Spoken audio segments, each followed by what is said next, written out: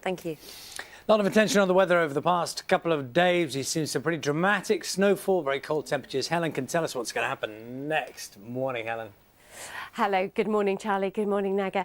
So this behind me was taken yesterday evening in Crystal Palace. So even in London, there were snow, or there was a fair covering of snow. But I'm the bringer of good news, I think, for most today, because actually, although we've still got all the lying snow and the warnings are still out there for ice in particular, and there will be a few snow showers around, but it's an improving picture in terms of the winteriness of our weather. It's cold out there this morning as we get going first thing, so there will be quite a lot of ice, given that the snow won't have melted through the night. But this is the latest, well, radar picture, if you like, but most of it is snow. So eastern Scotland, we've seen quite a lot of snow through Edinburgh overnight, so through the central lowlands.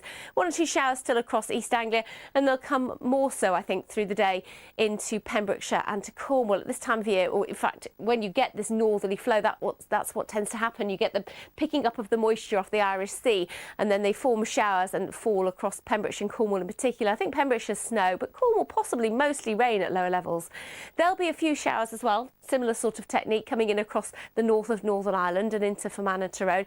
Again, we saw them in northern Scotland, eastern Scotland. They will tend to ease back a little bit, actually. The wind direction is changing, so it might push them further inland across parts of Yorkshire into Lincolnshire, possibly the East Midlands and East Anglia. But for many of us, it's dry and quite sunny.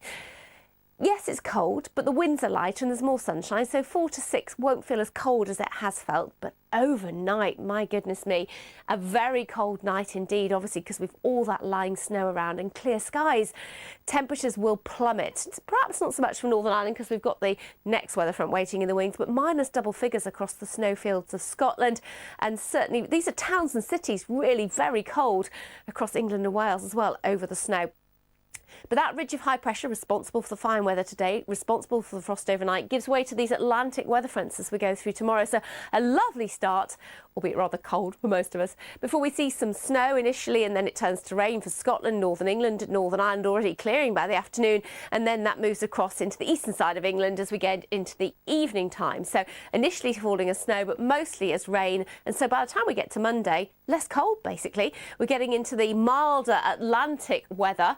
With it, there'll be some strong winds coming through Sunday night into Monday, particularly in the south, and with it, much milder air as well and some heavy rain. Here we go, back to our abs again, just to illustrate that it's a very different picture as we go into next week, as in that we have showery, rather unsettled, probably quite windy, but much milder weather. But for the weekend, still pretty cold out there, and this morning in particular, very icy indeed. So do watch your foot and do take care on the roads. Naga and Charlie, back to you two. Indeed.